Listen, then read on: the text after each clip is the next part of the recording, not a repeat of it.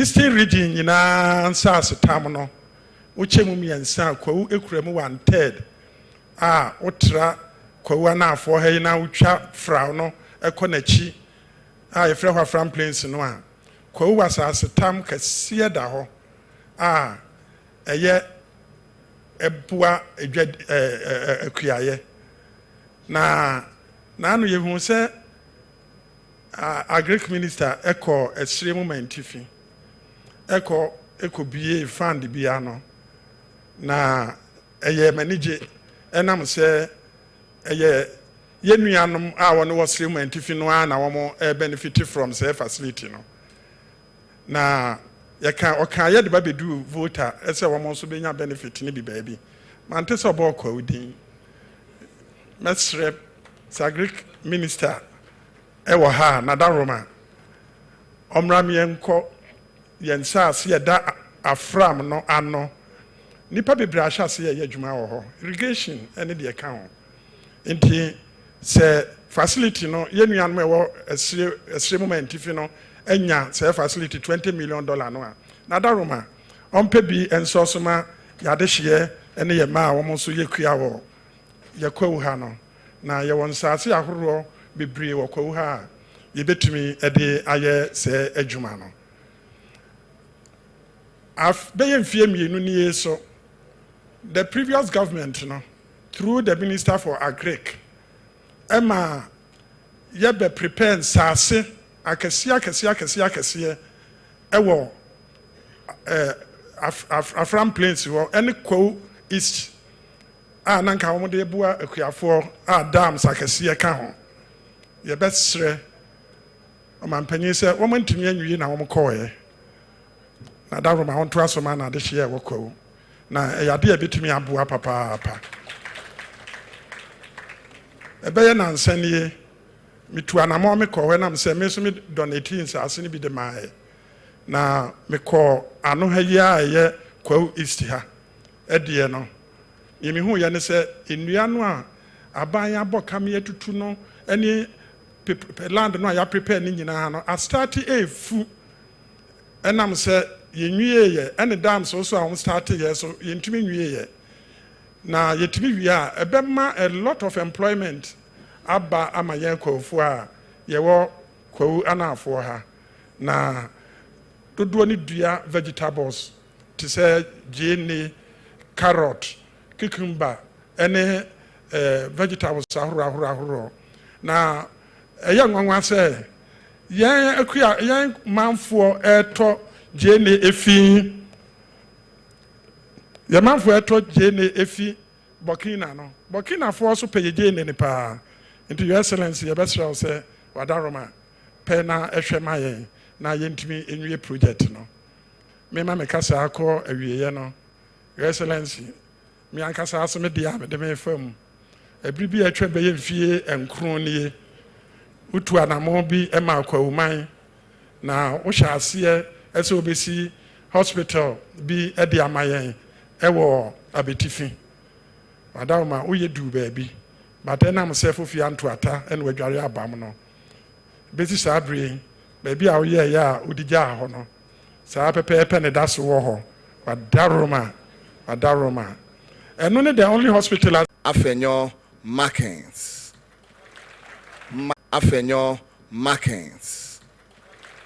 Marking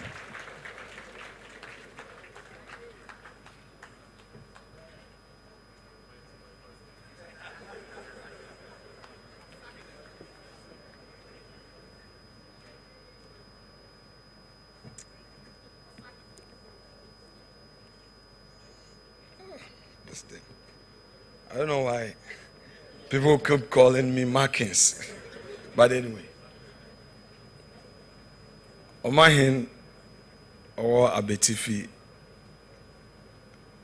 Oman Mumpayinfo our Kwahu.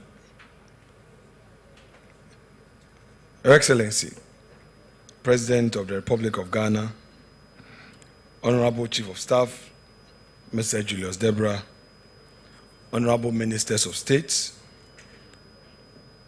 MP from Praeso, MP for Abetifi, other colleague MPs here present, captains of industry and industry players, distinguished members of the business community, friends of the media, ladies and gentlemen, good afternoon. Permit me to start with a little bit of an experience in industry.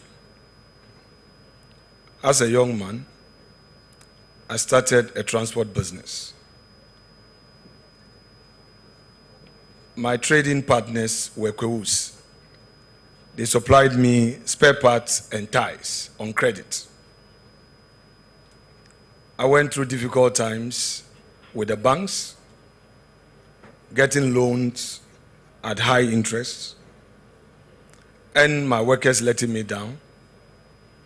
I recall a situation where at Guinness, Ghana, where I was transporting their drinks, at the end of a month, they would deduct all the losses I've made, and then my check was just too small to even pay my loan.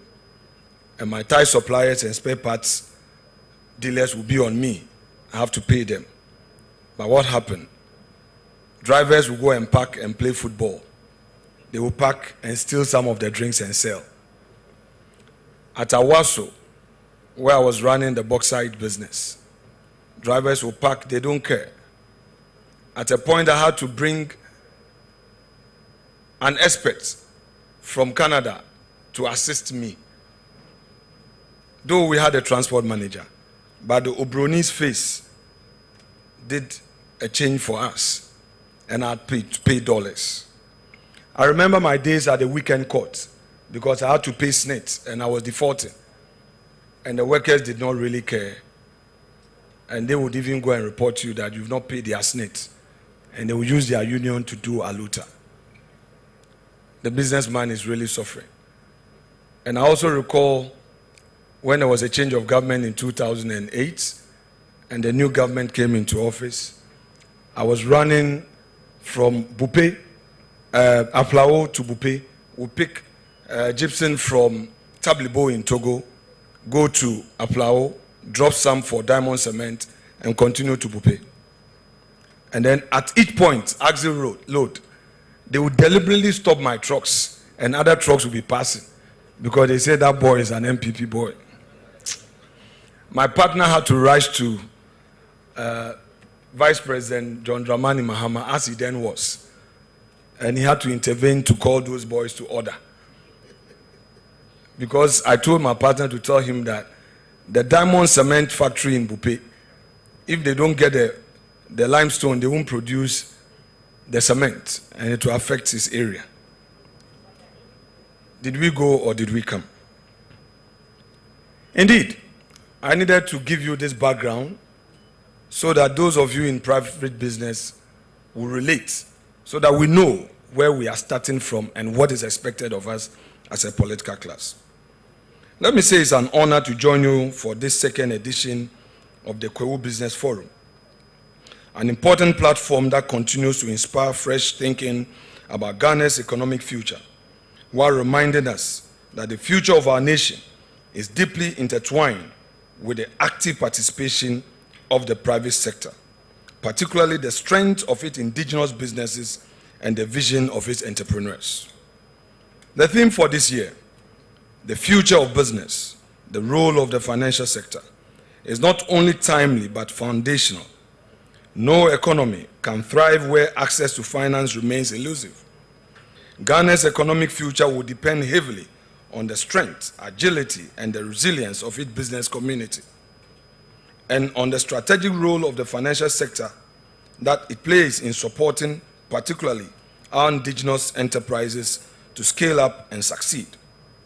When we empower local businesses with the capital and confidence they need to grow, we do more than boost productivity. We open up the pathways for job creation. And in a country where youth unemployment remains one of our most urgent national challenges, building a strong and inclusive financial ecosystem is not just an economic imperative, it is also a social one as well.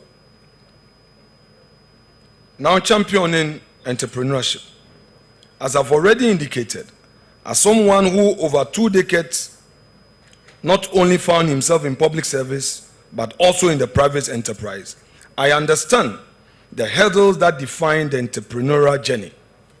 I have walked the often unpredictable road of private enterprise, and so I know firsthand the thrill of opportunity and the weight of challenges that every Ghanaian entrepreneur must carry.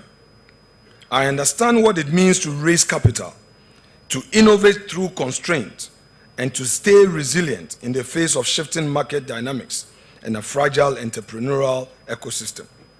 These personal experiences have deepened my conviction that entrepreneurship is not just a livelihood, it is nation building.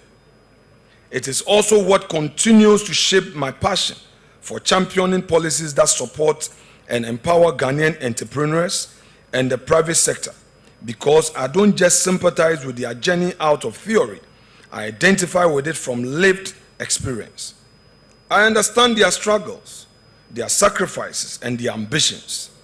It is precisely because of this that I believe, as a political class, we have a responsibility to depoliticize entrepreneurship, to create an ecosystem where business owners can thrive without fear of being tagged or targeted.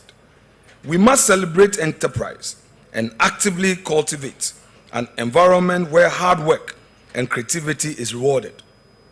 Entrepreneurship must not be viewed through a political lens. The success of a business should never depend on which political regime is in power, nor should it be stifled by partisan labels. Our role as political leaders is not to frustrate private sector actors, but to foster a fair and enabling environment where merit, innovation, and hard work thrive. And as we nurture this culture of enterprise, we must also take a hard look at how we extend opportunity, particularly to the youth. They must be supported only when they must not be supported only when they wear our party colors. They must be supported when they demonstrate potential, creativity, and drive. Ghana's future cannot be built on partisan loyalty. It must be built on merit. Those who deserve opportunity should be given opportunity, regardless of political affiliation. That is how we build a nation. That is how we create competition. And that is how we create progress in a nation. I believe that the time has come for Ghana to consider establishing a national orientation program built around these values, one that instills a renewed sense of civic responsibility, discipline, hard work, and enterprise in our national psyche. We must deliberately shape a new Ghanaian mindset, one that values hard work over shortcuts, merit over connections, and contribution over entitlement. The public sector is already choked, and the jobs of the future will be created in the private sector. This is the mindset people need to have. Such a program, especially if targeted at the youth, could play a transformative role in reshaping national attitude and helping us build a country where excellence is expected, rewarded, and sustained. The role of the financial sector in the growth of indigenous business cannot be overstated. For our economy to thrive, we must ensure that financial institutions play a more proactive role in supporting local enterprises, not only in providing capital, but also in creating the opportunities that will allow these businesses to grow and ultimately contribute to job creation on a national scale. It is imperative that the financial sector adjusts its approach, becoming more attuned to the needs of small and medium-scale enterprises, particularly those led by young Ghanaian entrepreneurs. We must bridge the gap between access to finance and entrepreneurial potential by developing financial products and solutions tailored to the specific challenges faced by our local businesses. Your Excellency, by doing so, we shall cultivate industries that are sustainable, innovative, and grounded in the realities of our local context. This shift will help transform the business landscape, making local enterprises the backbone of our economy and key drivers of job creation. As financial institutions, you were expected to rise to this challenge. You would not just provide capital, but become true partners in the growth of a prosperous Ghana. I conclude by thanking Your Excellency, President John Dramani Mahama, for putting together a platform like this, which continues to shape the future of business in Ghana. This initiative is crucial for not only promoting dialogue, but also translating those conversations into tangible actions that can propel us toward a brighter economic future. I would like to also acknowledge the contribution of all the industry players present, others to take full advantage of the opportunities, invest boldly in your dreams, for they are the foundation of our collective future. To us as political leaders, the time has come. Let's not only be committed in words, but let us be committed in real terms in supporting entrepreneurs and the private sector. Let us work together to build a business ecosystem where success is driven by merit, hard work, and opportunity, and not by politics. Let me take the opportunity to thank you for this continued effort in creating a forum that will bring initiatives together. God bless our homeland Ghana and make it great and strong. Thank you very much once again. Thank you very much, Honorable Minority Leader. Let's give it up for him. Let's give it up for him. Next to mount the podium is the Majority Leader in Parliament, Honorable Mahama Ayariga.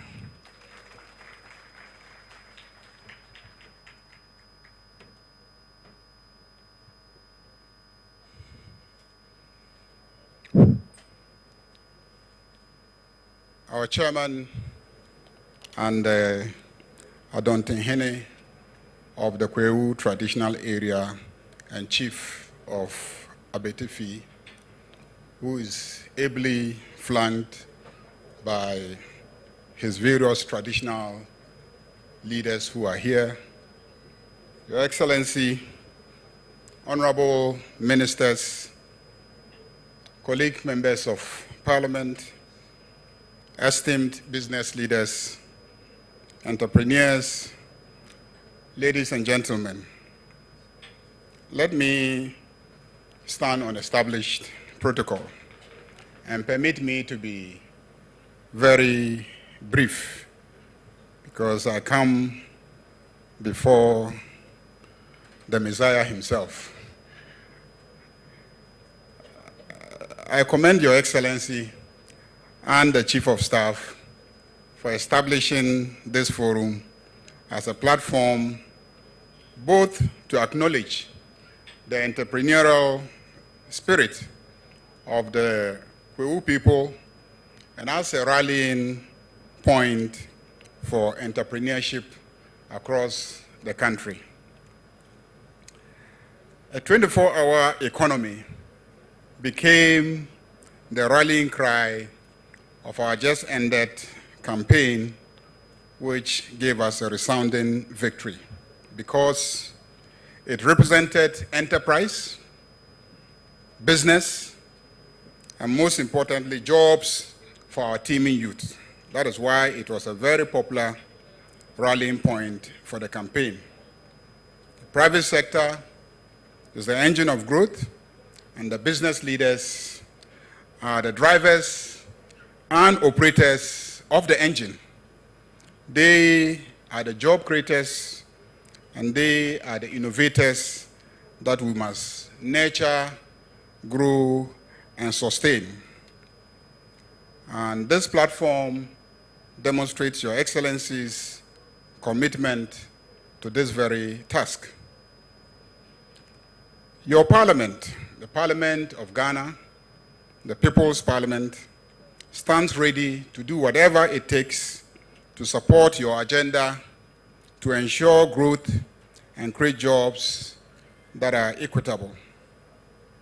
Our various committees will support their sector ministers and the enterprises that work up to those sectors to identify their challenges, fashion out appropriate recommendations to help them solve those challenges.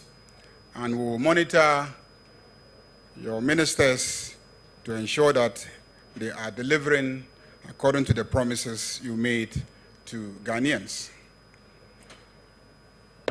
Your parliament will also monitor and ensure the implementation of the promises to incubate and develop enterprises across the country. And the NDC manifesto is full of programs that aim to achieve that.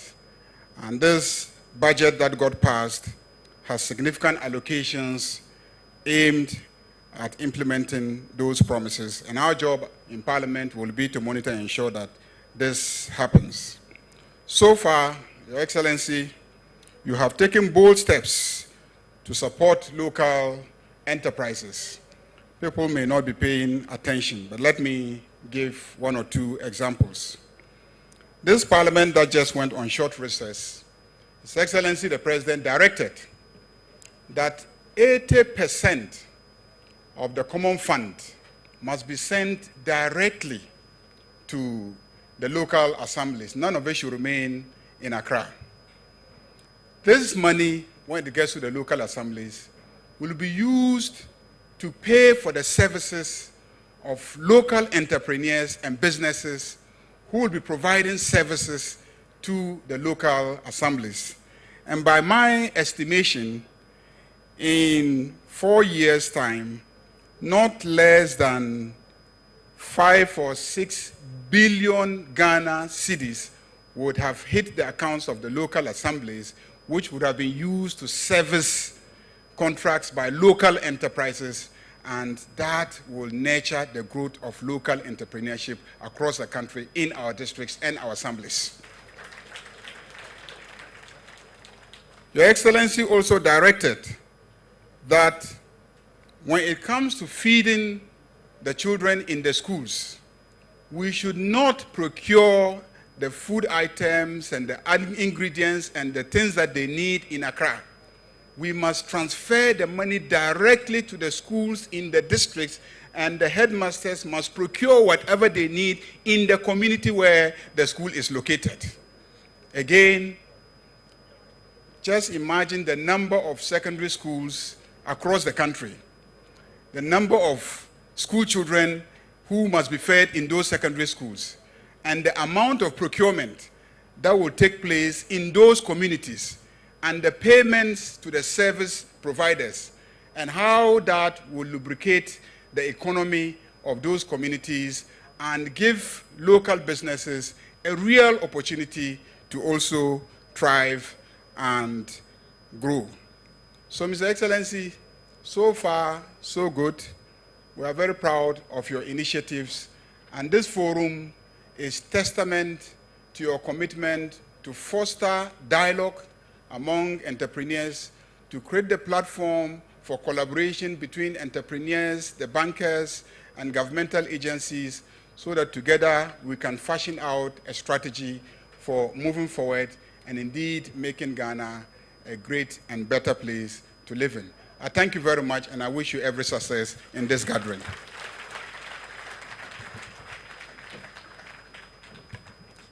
Thank you very much, Majority Leader in Ghana's Parliament, Honorable Mahama Ayariga.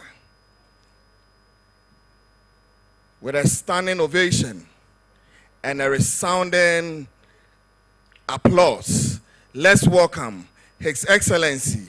Let's welcome His Excellency, the President of the Republic of Ghana, His Excellency John Dramani Mahama.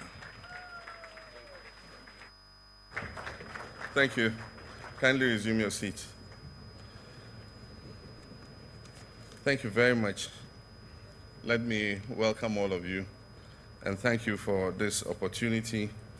Before I read my official speech, I'll just make a few preliminary remarks.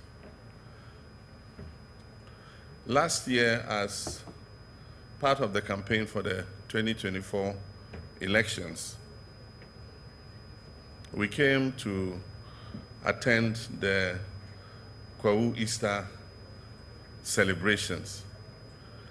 And while we were planning the trip, my friend and co-conspirator, the Honorable Julius Deborah, formulated an idea that as part of attending the celebrations, we should organize a forum so that I could use it as a platform to explain what my economic policies were going to be and how they were going to assist business people to be able to transform their businesses and grow their businesses. And so we contacted a few business people, and they thought it was a brilliant idea. And so that is how the idea of the Kwahu Business Forum was born.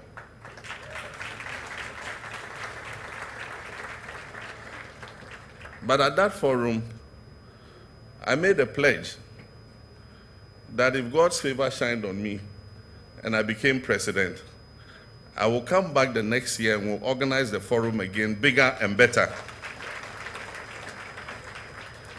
And that when I was coming, I was going to bring my relevant ministers, heads of institutions, banks, and everybody relevant for the growth of business. And so today, in fulfillment of that promise, I'm here with my key ministers, several heads of financial institutions, and relevant agencies that can assist the private sector not only to transform, but to grow. Business Forum. It is just a testament of the acumen of Kwahu business, a testament of the acumen of Kwahu business people, but it is not only for Kwahu businessmen. It's open to all Ghanaian businessmen, foreigners, Ghanaians, anybody who wants to come and attend and network is invited to attend this forum. The world is changing and new opportunities are being thrown up. And we as a country must take advantage of those opportunities. From the era of the Cold War, we had the era of globalization. In all these stages, Africa continued to lose out. But I think that the opportunity is beginning to come for Africa because world geopolitics is changing. We all can take note of the trade wars that are taking place between the economically mighty countries. It is creating global shifts in terms of production. And this is the opportunity that Africa must take. And so let us shake ourselves out of the mindset that we are traders, because we can be manufacturers, we can be industrialists, we can be digital entrepreneurs, we can be agribusinessmen, we can be large-scale commercial farmers, we can be anything that we want. And so with the shift in the global geopolitics, opportunities, new opportunities are being created. And as long as the Trumpian things continue happening, it makes the world a bit more unpredictable. And the more unpredictable the world is, the more opportunity it creates for those who have been marginalized for a long time. I want to thank Nana Chairman for the comments he made about the Afram Plains. And I want to assure him that Afram Plains is in our sight in terms of its agricultural potential and agro-processing. We've labeled Afram Plains a special agro-processing zone, SAPZ. And in line with the same program that the African Development Bank is pursuing, we intend to achieve substantial funding from the African Development Bank for investment in the Afram Plains, both in terms of agriculture and agro-processing.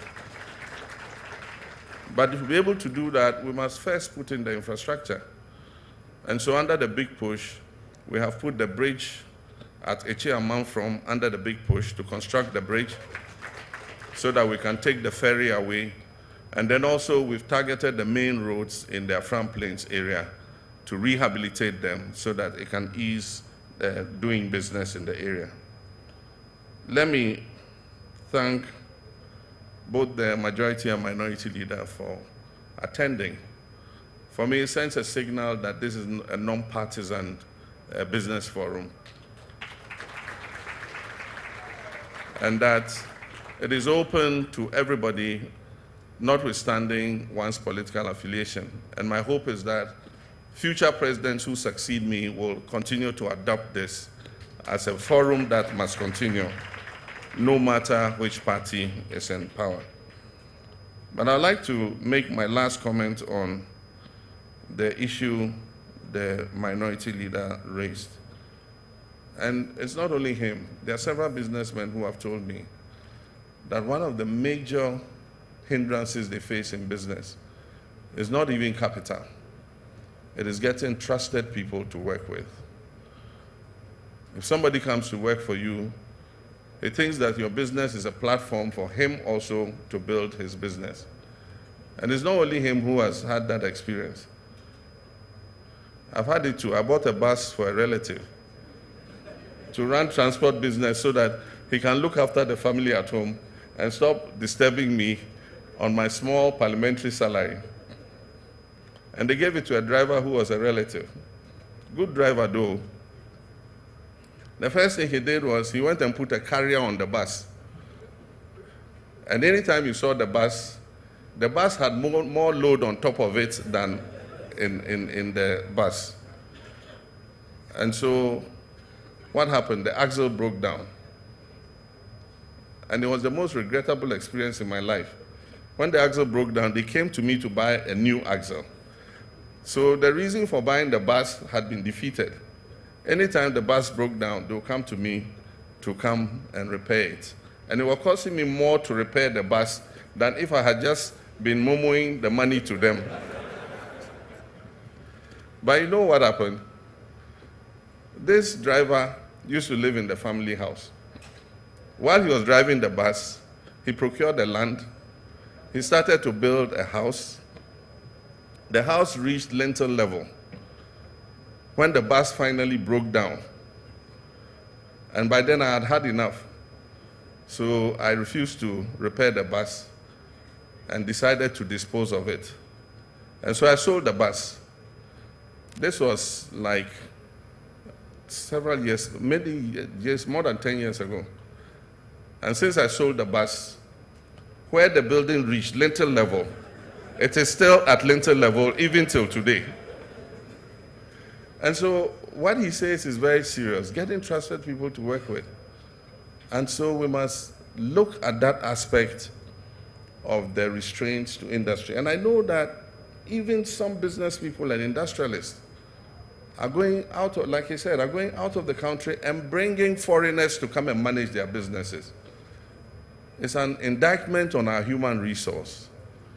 And it's something that we must begin to think about and find ways of creating a core of management that is dedicated to working to build the business. Because what they forget is as the business grows, you get better remunerated, you benefit more. But if you want to suck your pound of flesh out of the business and kill it and move on, then no industry is going to grow and survive. And so that is an issue that we need to take up so that we all can think how we can manage to create a core of Ghanaian business managers who are dedicated, who have integrity, and who will work to grow the businesses so that they survive and create more opportunities for our young people. And so those were the preliminary comments, but I have a speech here, so let me inflict it on you. I'm sorry. You have to stay a few more minutes and listen to this speech. So good morning, ladies and gentlemen. It is a pleasure for me to be here in Mpraiso in the heart of Kwahu, home to industrious and resilient people, and a place that has become a vital center for Ghana's entrepreneurial and investment dialogue. I thank the organizers of the Kwahu Business Forum for sustaining this important platform, which has quickly become a feature in our national economic conversation. This year's theme, the future of business, the role of the financial sector, could not be more relevant. The financial sector is the bloodstream of any economy. Without it, businesses cannot grow and jobs cannot be created, and innovation cannot thrive. Let me begin with the state of our economy. We are all aware of the challenges our country has faced in recent years: soaring inflation, a weakened cedi, rising debt levels, and a decline in investor confidence. These challenges have weighed heavily on businesses and households alike, but I'm confident, and I say this with sincerity, that we will turn the corner. There are early signs of macroeconomic stabilization. Inflation is gradually easing, the currency is stabilizing, and with disciplined management, we shall restore a measure of confidence in our economy. But ladies and gentlemen, recovery alone is not enough. We must now set our sights higher on transformation of the economy. We must build an economy that is resilient, inclusive, and productive. And this cannot be achieved without a financial sector that works not just for a few, but for every Ghanaian business, from the roadside vendor to the massive industrialist. Our vision for Ghana's future business landscape is bold and deliberate. We are pursuing a targeted program in restoring investor confidence by enhancing transparency, cutting bureaucratic red tape, and promoting a rules-based investment climate. We're prioritizing sectors that can absorb labor and grow our economy sustainably, like agro-processing, ICT, manufacturing, tourism, renewable energy, and the green economy. But our focus is not only on attracting foreign investment. We're equally committed to empowering Ghanaians to become owners and drivers of enterprise. And this is why this government will support the private sector, not just with policy, but with decisive action. We will expand access to affordable financing through financial institutions like the commercial banks, the Ghana Development Bank, the Women's Development Bank, and partnership with other private financial institutions. We'll support small and medium enterprises with targeted financing, tax incentives, and technical support. We'll modernize infrastructure, including roads, logistics, and digital connectivity, to create an environment where businesses can thrive. We'll reduce the cost of borrowing by reforming credit systems and supporting blended finance instruments. And we'll retool the financial sector to serve the real economy, not just government borrowing or speculative trading. We also will launch a national venture capital fund to support youth and women-led businesses and introduce regulatory reforms that encourage banks and financial institutions to lend to the productive sectors of the economy. And in all this, financial inclusion will be at the heart of this agenda. No economy can grow if its people remain excluded from the formal financial systems. We'll work with banks, fintechs, and mobile money operators to expand access to financial services, particularly in rural and underserved communities. Nana Chairman, distinguished guests, the future of business in Ghana must be digital, it must be green, and it must be inclusive. We're entering an era where digital infrastructure is as important as roads and other infrastructure. As part of our 24-hour economy strategy, we'll create the conditions through reliable electricity supply, logistics, and public safety for businesses to operate around the clock. This will boost productivity, create jobs, and expand opportunities across the country. But in trying to transform our country, an important ingredient is the requirement of skills. And that's why we're introducing a Jobs and Skills Compact bringing together government, industry, and academia to align education and training with the needs of the changing job market. We'll provide incentives to companies that create sustainable, decent jobs and support youth entrepreneurship to unlock the creativity of our young people.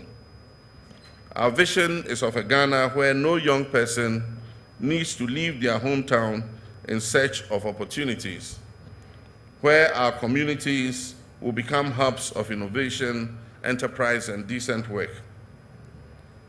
To truly enable business growth, we must go beyond economic policy. It requires a firm commitment to rule of law, political stability, and respect for contracts and property rights. It also requires a responsive, corruption-free public service that sees the private sector not just as a source of revenue, but as a partner in development. And that is why forums like these are important. They allow us to listen, to engage, and to co-create policies that work for us. Your insights and innovations are critical to the national reset that we have embarked upon. Ladies and gentlemen, Nana Chairman, in conclusion, the future of Ghana will not be determined by government alone. It will be determined by our ability to build partnerships between the state and private sectors, between finance and innovation, and between leadership and the people. The Kwahu Business Forum is more than just an event. It is a call to action. And so let us work together to build a Ghana that is competitive, productive, and inclusive, and a Ghana that creates opportunities for all. And so on this note, it's my honor and privilege to declare the 2025 Kwahu Business Forum duly open. Thank you, and may God bless our homeland, Ghana.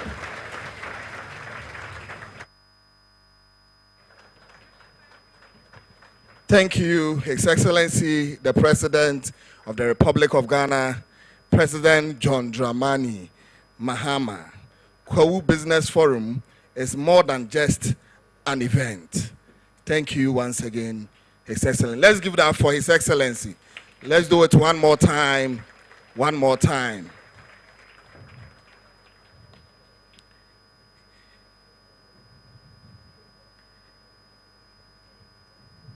So at this moment, we will be having presentations and speeches from our MDs from the banks.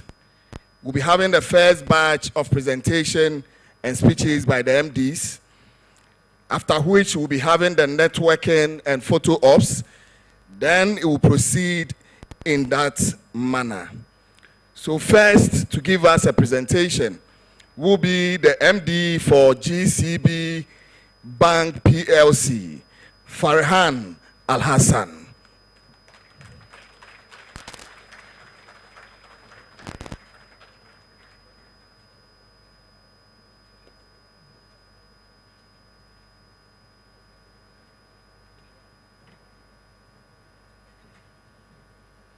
Good morning.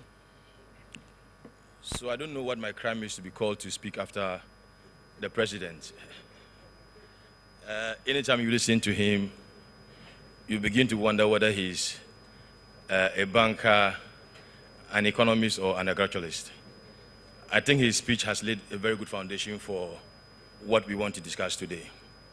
Unfortunately, I don't have a speech to inflict on you.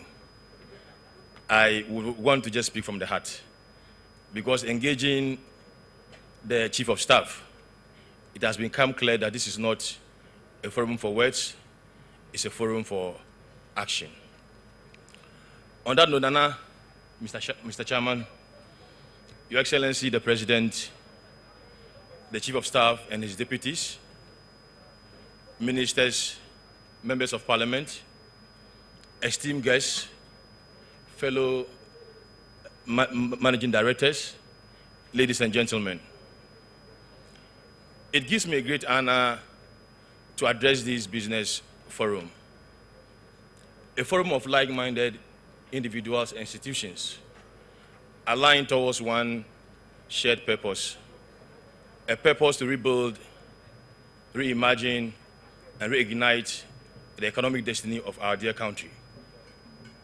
But first of all, let me salute the President for this bold initiative. Our presence here gives ample testimony, thank you, to the timeless truth that leadership indeed matters. True leadership with vision has an impact. And this is what we are seeing today. You inspire us a lot, Mr. President.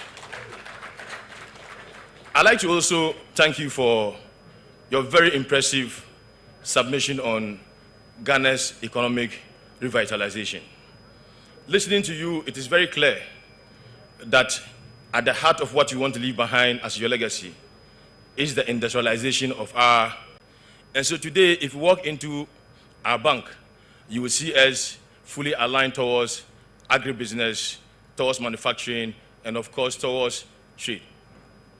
In agribusiness, over the years, many banks have shied away from supporting primary agriculture. And the question I always ask my colleagues is, if you don't support primary agriculture, how do you then get the produce to even support agro-processing and the value chain? And so we are committed to supporting even at the onset of the agricultural process. So never again would you come to GCB and we'll tell you that we cannot support your business if it is primary agriculture. We are keen to support businesses along the full value chain from agribusiness to exportation. Again, one of the things we think our customers face is access to long-term finance. So project financing has become a very scarce rare thing in our industry. Most businessmen are looking for long-term funds to put up factories. And Mr. Chairman, Mr. President, it will not be possible for us to really achieve that industrialization if banks are not keen or able to find long-term financing to support building factories that would get us to where we want to get to. And so we've been engaging DBG and other DFIs to see how we can access long-term financing to support businesses, build factories, build local capacity to export whatever they are bringing into those factories.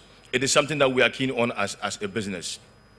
Beyond that is also the GCB way of linking businesses to be able to export onto the other markets. And I think Mr. President rightly said it, that the challenges that we are facing between America and China presents a very good opportunity for us here as entrepreneurs to see how we can take advantage to export a lot of our raw materials onto the international market. The major challenge that businesses have in this is the fact that the standards that we produce in Ghana are below the standards that are being accepted at the international market. And so we are working again with Ghana Export Promotion and perhaps very soon with Free Zones Authority to be able to get protocols in these international markets that would allow you to be able to export into those markets. There's a lot more that we'll be doing, but I'm sure I will leave the podium for my colleague MDs to also come and share with you what we are doing collectively to support and reset the country as Mr. President desires. In conclusion, I'd just like to reaffirm the commitment of GCB to your cause. This bank has been with you for 70 years. We are not going anywhere. We'll be with you through crisis. We'll be with you through difficult moments. And I think the purpose of a bank is not to only support businesses or the economy when things are right in the economy. It is for us to also help fix the economy. So I'd like to give you the commitment of GCB to this particular cause. Thank you very much, and I look forward to having the conversation even beyond this particular forum. Thank you very much. Thank you, Farhan Al-Hassan, MD, GCB Bank, PLC. For the benefit of time, we would want to plead with the MDs that if you can do the presentation within 5 minutes space, we'll be very happy with that.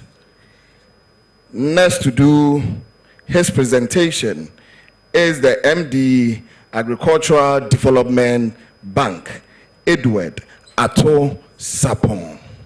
Let's give it up for him whilst he walks onto the podium.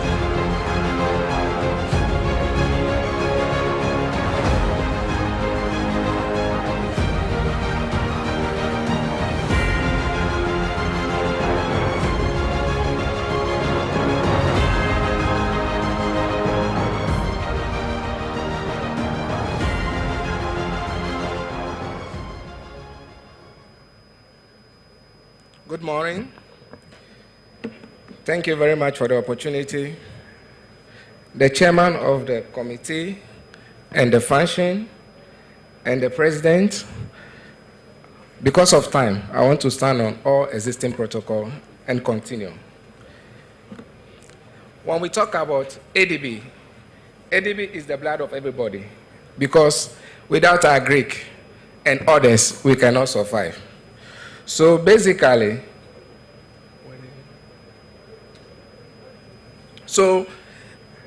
those who will not have idea about ADB, I just want 30 seconds to give you an idea about ADB. ADB is actually a listed company in the Ghana Stock Exchange with a lot of shareholders there. And we are a universal bank, and we perform functions in agric and more. And we have a vision. The core of our vision is to become people's bank, harness and let them create wealth. Then when we look at our mission, we want to be the custom-setted people. So basically, that is our mind. And we also have value. The most important thing that you look at, when the minority there was talking, he mentioned trust. And trust is one of the core value of ADB PLC. You talk about innovation, because if you are not innovated, you cannot do business. Every entrepreneur is an innovator, and we are there, and we always proactive. So if you look at our value at ADB, we have all those things to take you from one level to the other in terms of business and wealth creation.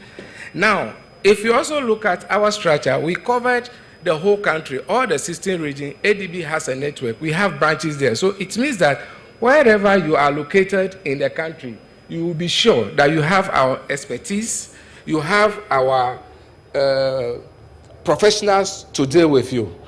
Now, we also realize that when we come to services, we run a whole lot of services that will meet your need. So we are not only interested in those who are working in the farm or those who are only in the manufacturing, but from the household to whatever level you think. So we have services in agri-financing, we have corporate banking. So if you're in the corporate world, you will see us. We have personal and commercial banking, we are there. You can talk about the institutional and the public sector banking, SMS, trade services, executive banking, electronics, consumer finance, and treasury management. So we cover all sectors. So in this room, nobody will be here and said ADB will not be beneficial to him, because from A to Z, we are there. If it's private, we are there. If it's corporate, we are there. If it's government, it was there. If it's trade, we are there. So we can tell you that ADB is the eye of the country, because we cover where people will not be ready to cover. Then we continue. Now, some of the, in the e-service sector, because I said we can have your pre-visa, internet banking to check your account transfer. So as you are here now, you could be still doing business, and that is innovation. Because remember, I told you one of our key value is about innovation. So even if you travel on your plane, you can still do business. Your business will not be sleeping. If we talk about bulk payment, some of the business here, we have workers. You can sit here and pay your workers just by click of a button. We are there. We are highly innovative. You can use your Visa card, which is this. And then those who run business, you can do a unified collection portal for you and point of sale. So GCB ran a lot of services that each and everybody will benefit from. We don't segregate the market.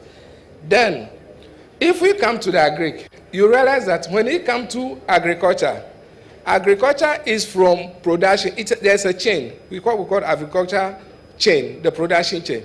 We start from the planting of the seed to the consumption level. So we are along all the chain.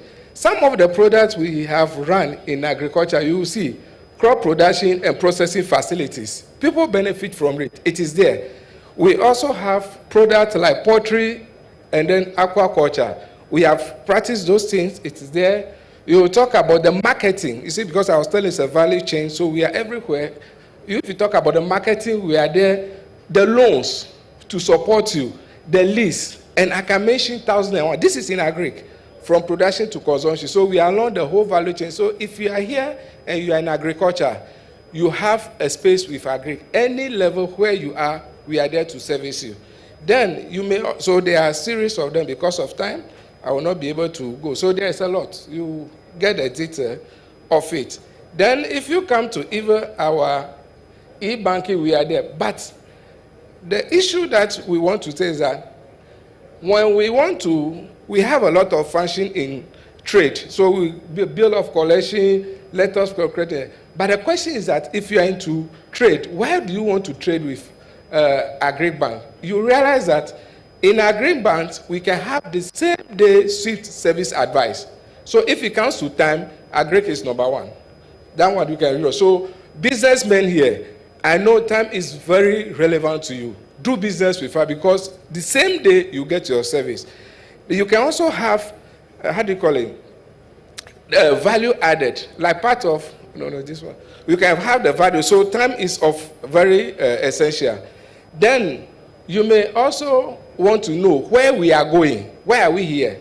One of the critical things that we have is that we want to be the key promoters of business and wealth creation for economic development.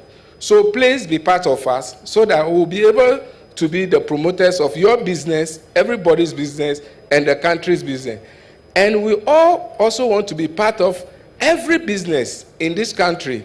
We want to be part of their success story in the future. So please join us as a customer and let's be part of your this. And in the next 2-3 years, we want Agricultural Development Bank PLC to be a household name. So that everywhere you go, people will tell you Agricultural Development Bank is the lead. So we want that household name to come and exist. Then, the question is that who is supposed to, why do you want to do big? You continue, you realize that wherever you find yourself in this country, Agri Development Bank, we have a branch. 89 branches, network, fast, innovative. Even you realize we are using technology here. That is Agricultural Development Bank for you. And when it comes to customer service, we are there. You just bear from here, you just walk to the exhibition room. You see the first thing you see is green. And green is life. You see the beautiful of our team, the smart ladies, the smart guys, and they will give you the real time of banking. And I can tell you, when you get to the room there, you will be able to open an account with a turnaround time of less than 5 minutes. You have your account number. Either personal, commercial, you have everything there. So business people, it's not a matter of I'm going to Accra and visit your branch. You just walk to that room, we'll get you your account today, and we start business with you. And we can promise you, you'll be able to smile and say that the bank is actually customers-friendly banking environment. We have it. And we have the professionals.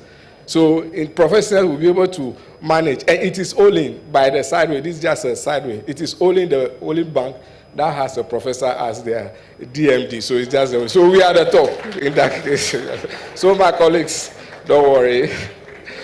So we have this thing. We are there. It's just so who should approach us?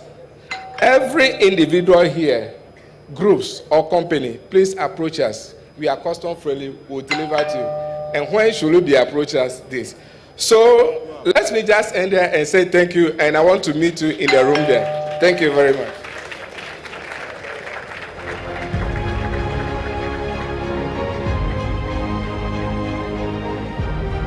Thank you very much. The Deputy MD, Professor Ferdinand Ahiakpo, Deputy Managing Director in charge of services. Thank you. Let's give it up for him once again. Next to mount the podium is the MD, Republic Bank, Benjamin Joboku.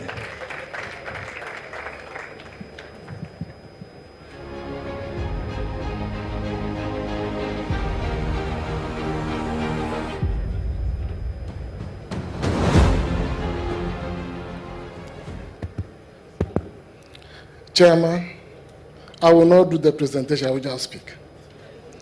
Chairman, Your Excellency, John Dramani Mahama, the President of our beloved country, Ghana, Honorable Julius Debra, the Chief of Staff. Because of time, I will just stand on existing protocol. Good afternoon to everyone. The theme that we have here, the future of business, the role of financial institution. Republic Bank is always ready to connect, to innovate, to excel, and to grow with their customers. And I just want to share with you what Republic Bank has been doing and what we will do to support your financial empowerment journey.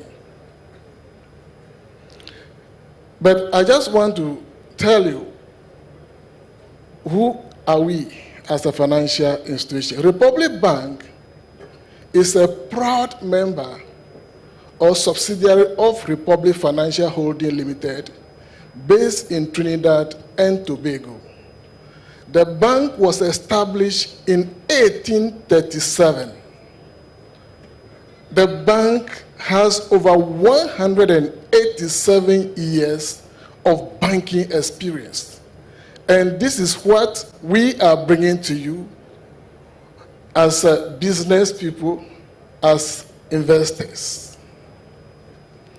Republic Bank, we operate in 14 countries with 25 subsidiaries. Tell you, 3 years of banking in Ghana as Republic Bank Ghana.